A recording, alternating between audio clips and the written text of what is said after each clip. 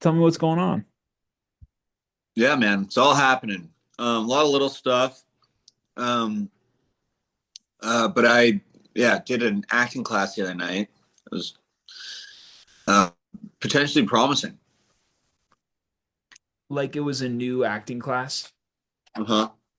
Like you got to do like a free trial or something. hmm Cool. Yeah, yeah, Was uh, it typical setup? Like they had like yeah, 8, 10 actors and they did their yeah, scene and that yeah. kind of stuff. Yeah. Super straightforward. Um, my cousin told me about it. He's in it, so it's kind of an interesting experience for a few reasons. I hadn't seen my cousin act before. Hmm. Parents are great actors.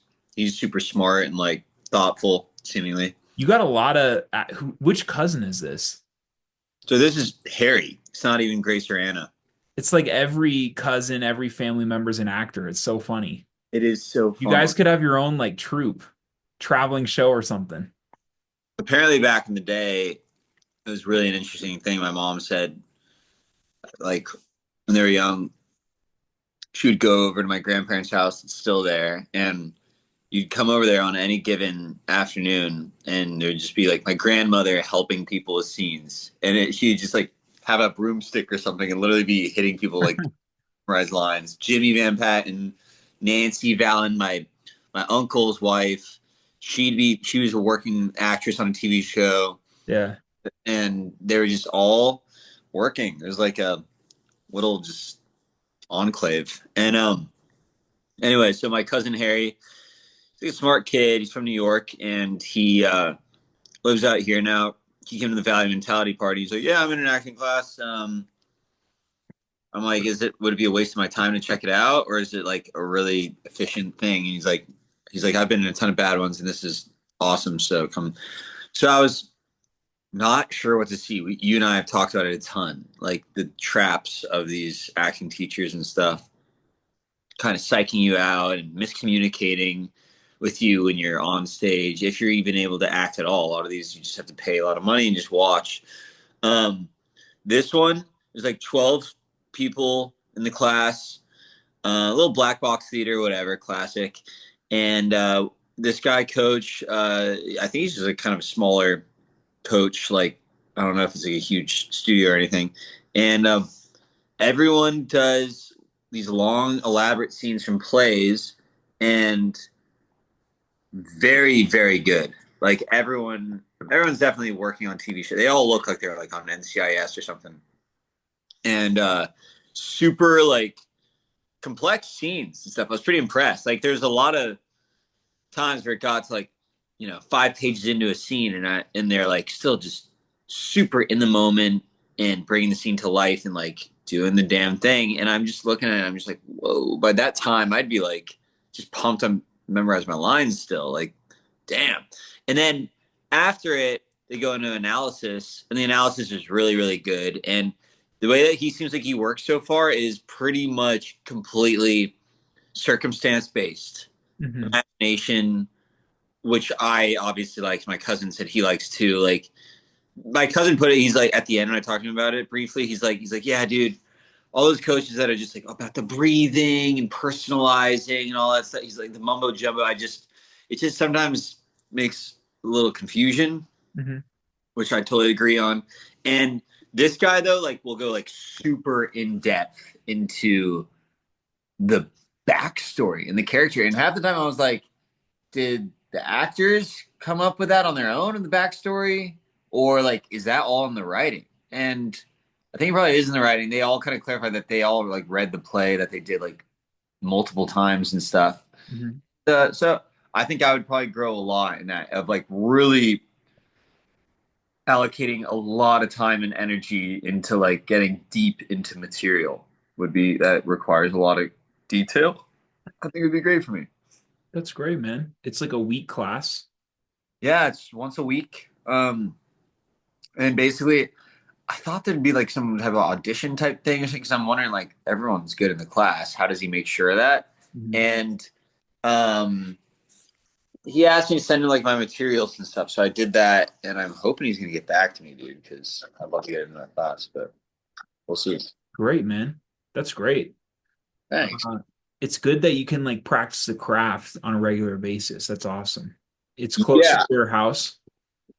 it's in Hollywood and I'm in Santa Monica, so no, but and it's a little nerve wracking because it's like once a week and it goes to like midnight Hmm. and then I gotta drive and like I'm usually up like super early every morning.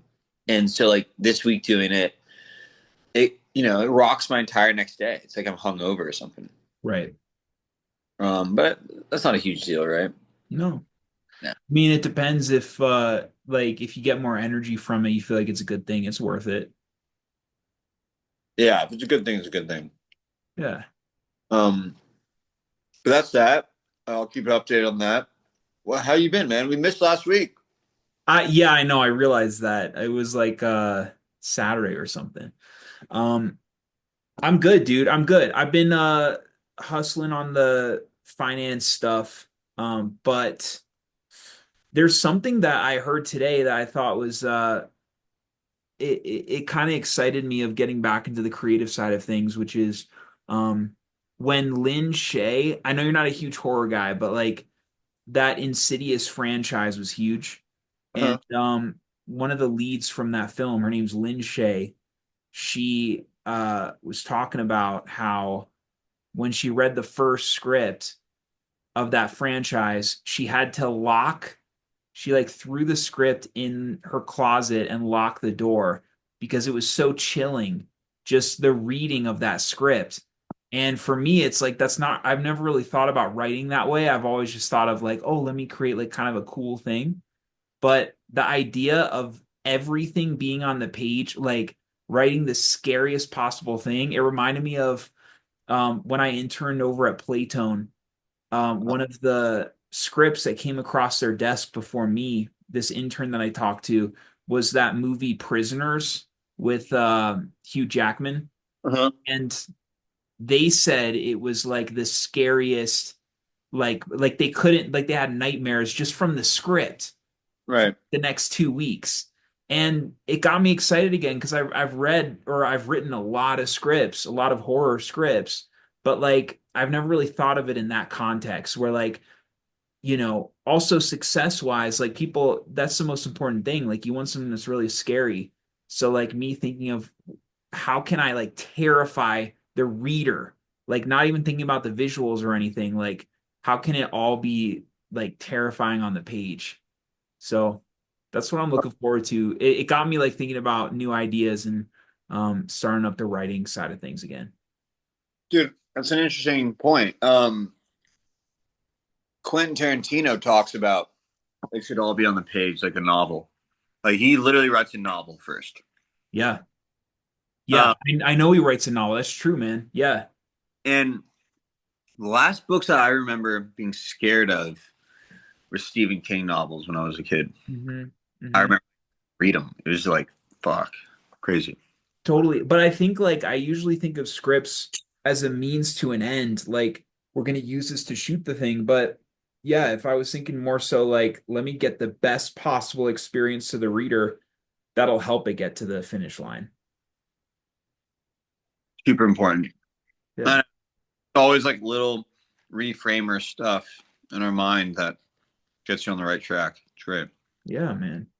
How is everything going with the movies and finance track and everything? Movie's good. Our first film's fully financed, and that is gonna shoot I would say likely July. At the latest, it'll be July. And then we'll get that finished um by October will be the final cut so we can get a shot at Sundance and some of those other festivals. Amazing. Yeah.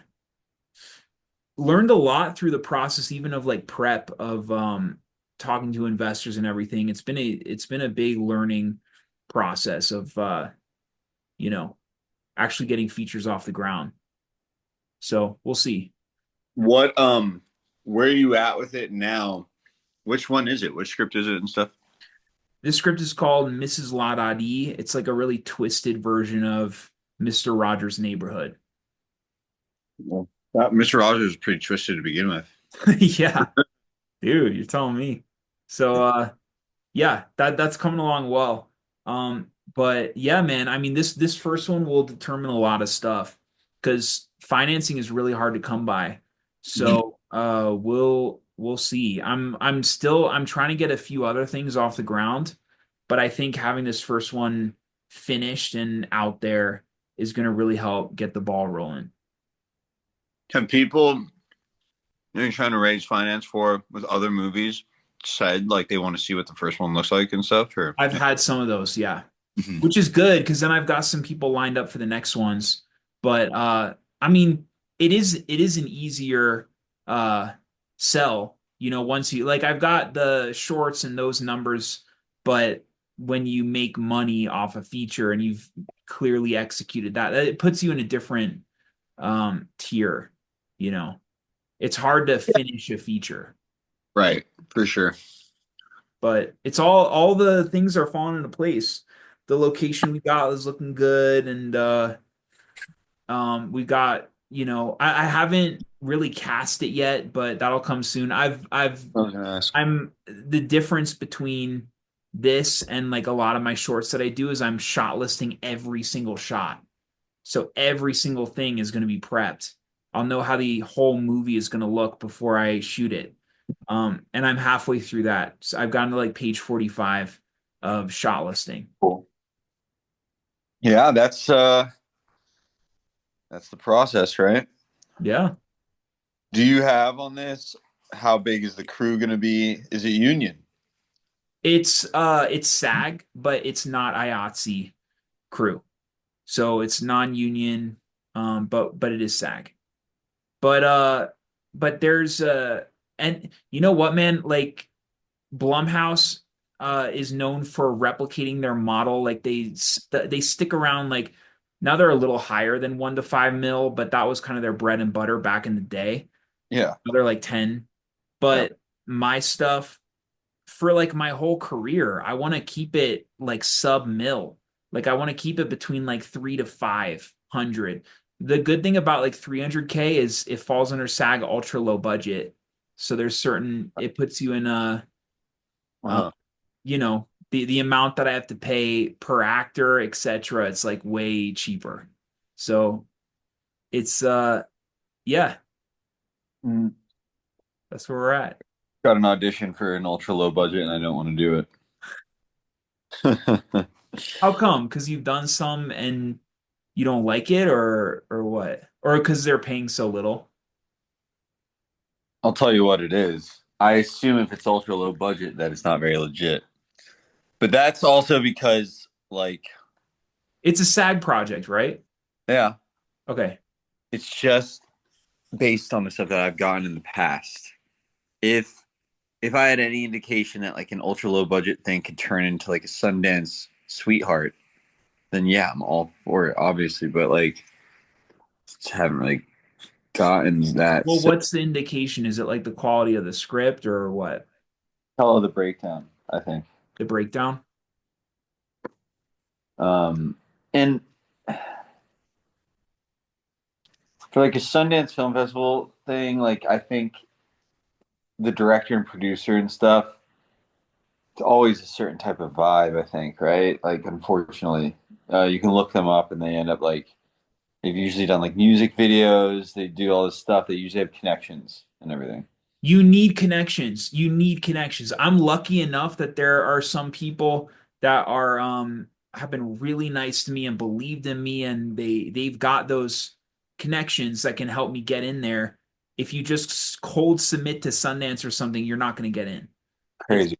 it's very political. The whole I mean it makes sense. If you do, if like CAA reaches out to the Sundance director and is like, put this film in, they want to do it because then the star from CAA is going to show up and then it keeps the prestige of Sundance. It all makes sense. You know what I mean? Like they'll get more funding, like it's all like this ecosystem. So you do need that back door.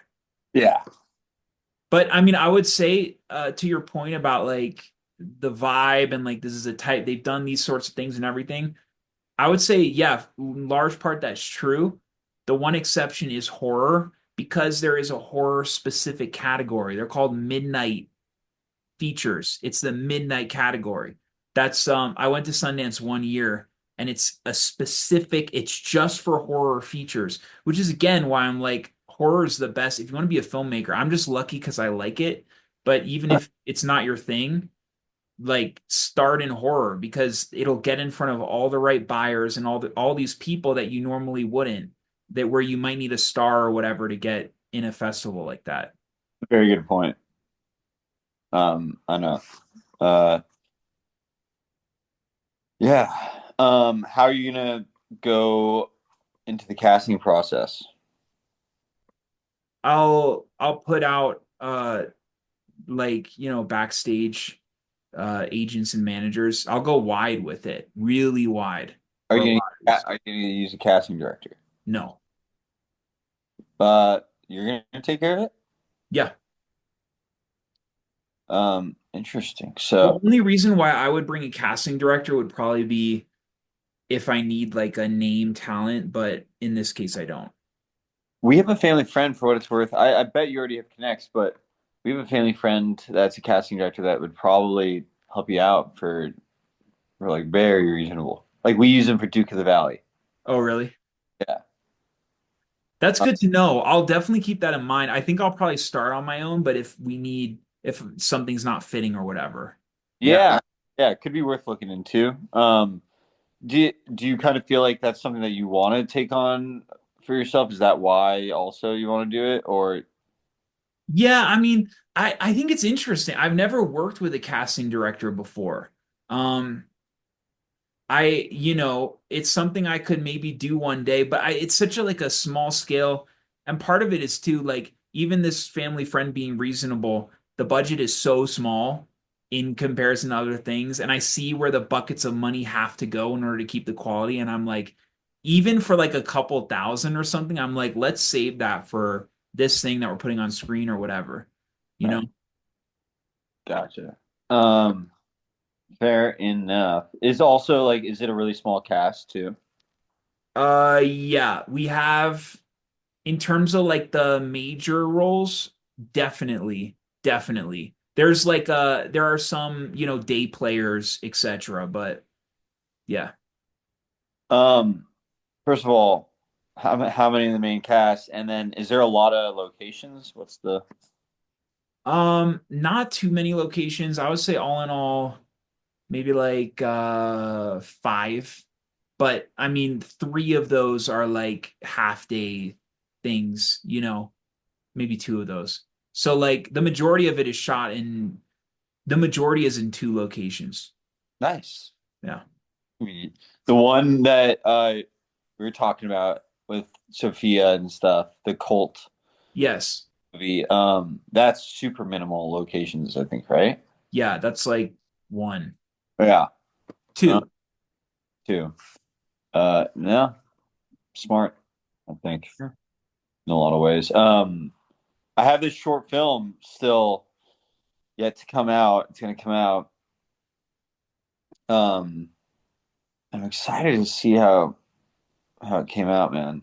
When's it coming out?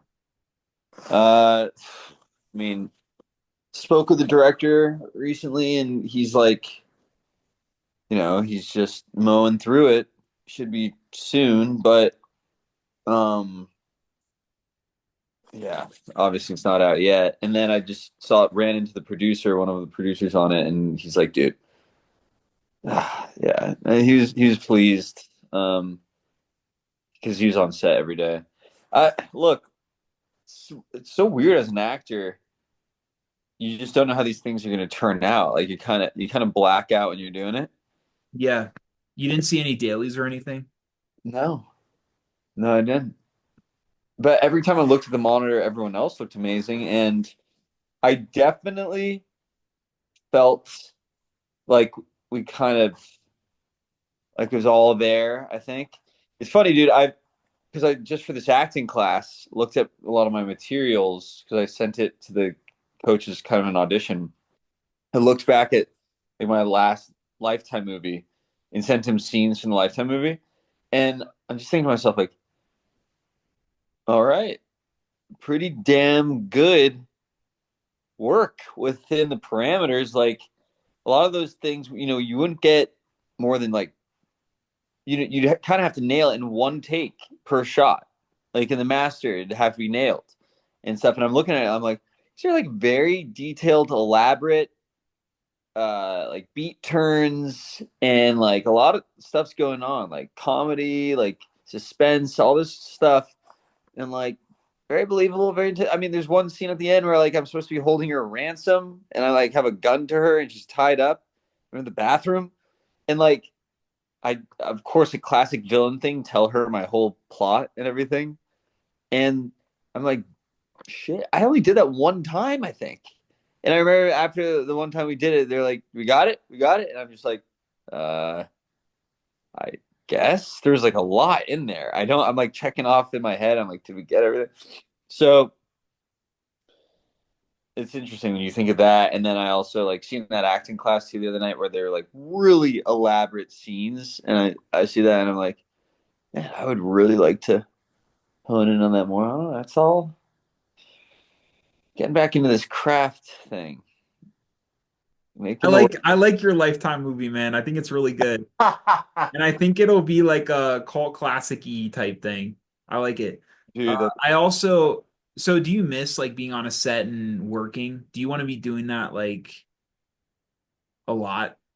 No, I wouldn't say that that's the deal breaker for me or the end all for me. I love being on good sets, working with like talented people on like really good material.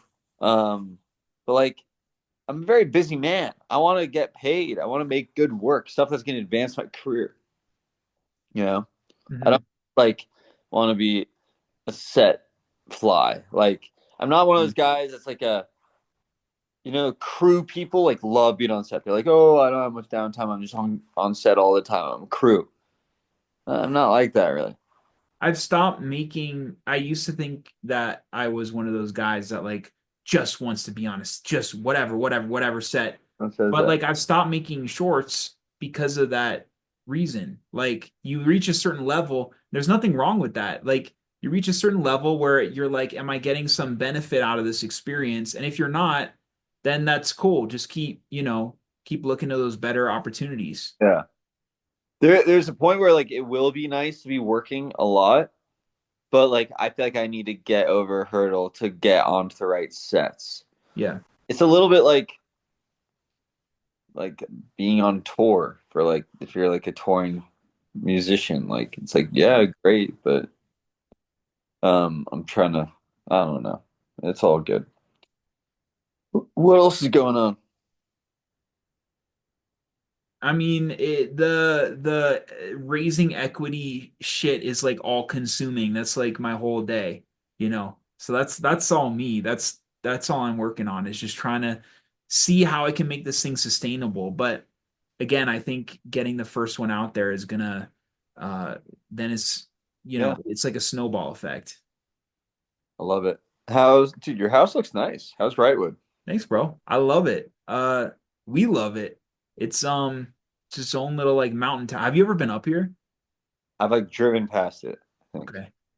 Yeah, like all around is this desert. Like I would never want to live on the outskirts of it, but this little pocket of like 10 blocks or whatever, I love it. Random. That is just like 10 blocks of like charming town. That's it. It's like I you could shoot a great Hallmark movie here. It's like that kind of vibe. If I was a bro, like it would be perfect if I was into that, and I was like really in the system because there are some people who make a full-time living. Yeah. You did the Lifetime thing. Like that's what that guy does, like he does these Lifetime movies. There are some people who do the Hallmark Christmassy movies and that's their whole thing. This would be perfect shooting location for that. That's fascinating. And it's close to Mountain High, right? Yeah, man, we're like next door. Um, like how far of a drive? 20 minutes? 2 minute. What? Yeah.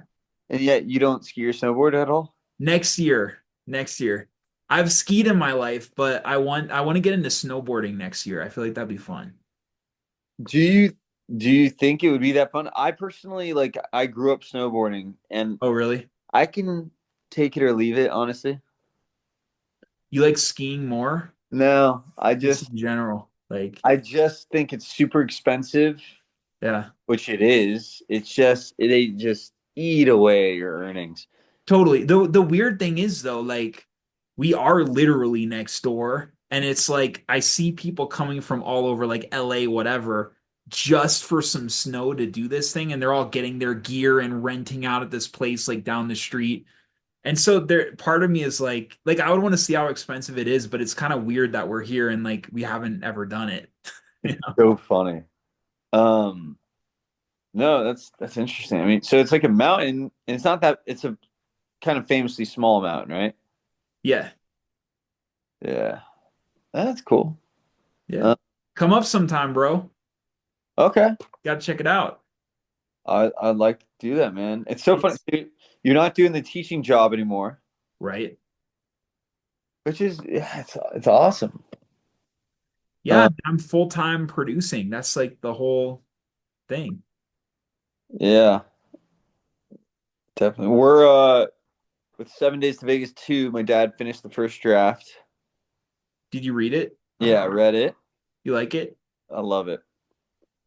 You're like front and center, right? Aren't you the main? Yep, I have quite a part in it. Um, I mean, it's really funny. The Great Con movie. There's twists and turns. It's really heartfelt. Like there's a lot to it where you're just like, damn, that is interesting. Like it just lands. Like you're like, there's stuff that you can't make up, kind of. And What's his, not to interrupt, but what is his, has he shared with you like how he's gonna get this thing off the ground? And do you know what like the budget? Because I love talking this stuff because I'm so deep in it. yeah, Has he given you any like insight in that or no? I think the budget at this point. I mean, they did the first one for probably like around $1 million, I'd Yeah, say. that makes sense. And I think the second one plans to be around that much as well. And he's got secured investors. Is he gonna direct? Someone told him and my uncle that they'd be an idiot to hand over the movie to someone else. He'd prefer to not direct, but it's just he wants to make sure that it's in the hands of someone that will enhance their vision and not do what the last director did and like try to take the movie and turn it into their own twisted thing. Hey, let me know. I'd love to at least pitch. Really? All Yeah, right. 100%. 100%, You man. know how much I love the first movie. Hey, I forgot, but I do. Uh, I love that you love it though. That's epic. Um, Hey, it'd be a hell of a fun time, and I mean, I bet Especially if you're like a lead part in it. I think true. it's really fun. Um, I think the perfect compliment to him, just talking through it right now, is someone that like you could learn from them in a way, which you would, of course, with comedy and maybe a bigger budget movie like that. Right. Um, and then at the same time, if you could bring your own stuff to the table of like, yeah, we'd have to really figure out what your expertise are that like my dad and my uncle don't have. But honestly, just being the person that could kind of manage everything, facilitate, and like funnel it straight ahead, and then have them with you probably in the editing room and stuff, and like they'd have final cut. Totally. You never know. It could be super interesting and definitely worth exploring on your own terms and everything. Yeah. I love Um, the opportunity to pitch, man. That's all I'm saying. Dude, that's sick. No, Yeah, I I heard. I mean, you've appreciate given me some that. insight into how shitty it was with the Yeah, last guy yeah, and him trying to take over the whole project and everything. yeah, yeah. But the fact that this came from your dad, it would be a learning experience. But I do think I could definitely bring a lot to the table. So we'll see. 100%, man. I'm sure. Horror and comedy are they're like cousins, you know? Oh yeah, to say the least. I at the very least, it's like maybe simplistic in some ways of how of what you need. In horror, you need the scare. In comedy, you need the laugh. Yeah. They're both rhythmic. Yeah, Curious too, like, is he, because I guess he's producing it, right? yeah. Is he like does he do the line item? Like is he line producing too in terms of like this No. how the budget's allocated and all that stuff? Last time they had a line producer on it. Okay. So yeah, there's a producing team that he's friends with that they're going to work on it. Kim Waltrip, and she has a line producer, and she they hire all the they're the main producers. My dad, they just kind of still oversee that, but it'd be good for you to talk to my dad about it anyway. It sounds like. Yeah. Um, but yeah, we're excited. Script is really good. Um, When are you guys planning on shooting? Probably be early 2026 is the plan. Okay. Yeah. Um, Dude, my part is astonishing. Can you give me like any like hints or like is it all under wraps? Totally respect if it's under wraps too, No, even for the pod. I think I could give you some stuff. I mean, so the first one was about this group of gamblers that had a poker game and they would gamble on everything and anything on the side of the poker game, and one guy screws over the other guy, and so the guy comes back, the main character, and says, "You know what? I this guy will never take this bet. I bet you I could walk the Doyle Brunson bet, famous bet. I bet I could do it. Walk to Vegas in 7 days for a couple Yep. million dollars." He takes him on, and the movie becomes about that, the walk to Vegas, and it's a road trip movie. And spoiler alert, they win it at the end. They win it with this crazy con, which they're all conning each other the whole time anyway, which is fun and true because my dad grew up in the world of gambling and really thinks like a con man and everything. So it's true to him. Got voted top 10 gambling movies by Barstool Sports. The second one now, after all that, Stuck and Broke in Palm Springs, and it opens up and they're down on their luck, and but he gets a good job teaching pickleball, which is the backdrop of the movie, at an Indian casino in Perfect. the Palm Desert. Yeah. And Are you a pickleball guy? what? You're a pickleball guy? Yeah, everyone is. And it's true to these characters because, like, Palm Springs is it's a classic gambling backdrop. Mhm. Frank Sinatra time, people just ending up out in the desert, and these casinos are like a funky. It's like what goes down out of these places, and so he's doing this job working at the casino as a pickleball instructor, and him and his wife think they're kind of back on their feet, and some old characters in the first one come back in, and they're still hustling on everything, gambling, hustling. My character is his kind of protege, a young Italian ex tennis prodigy You gonna who, have an accent? yeah, big time. I'm trying to kind of pick between a few different types of Italian accents at this point. Um, I heard one in Seinfeld that was very sing-songy, sort of like, "Hey, Jerry, I don't know what am I supposed to do? He knew we were here, and I just thought I had to tell you." There's something as simple as that, which is kind of hysterical and like out there. And if I had to do that, I would really have to like really get underneath it to make it like real. Mhm. But then I know someone in real life that's sort of talks like this, very drawn out and Italian, and we're going to play the pickleball. I There's a didn't know lot. that there were like different types of Italian accents. That's funny, dude. Who'd have thought? Who'd have thought? Yeah, yeah. Anyway, and then it all culminates in this grand one bet, of course. It's just like the first one that they got to go for all the marbles again, and it has something to do with pickleball. I'll tell you that. A lot of celebrity cameos featured in it. Cool. A lot of fun wisecracks and motley crew of characters that you know. Uh, I think we need more of that type of comedy.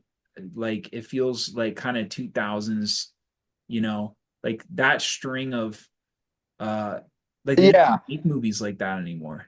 No, and I think even when they try to make movies like that, the reason why they died out, people don't give enough credit to. They tried to make movies like that, and like a lot of them suck. They swing and they miss.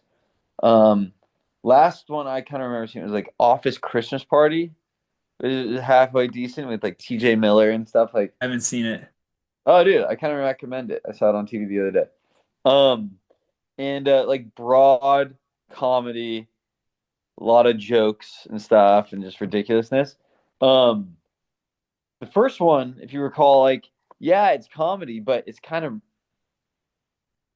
even though there's a lot of joke stuff, it is rooted in like real people that happen to be characters, like ridiculous characters.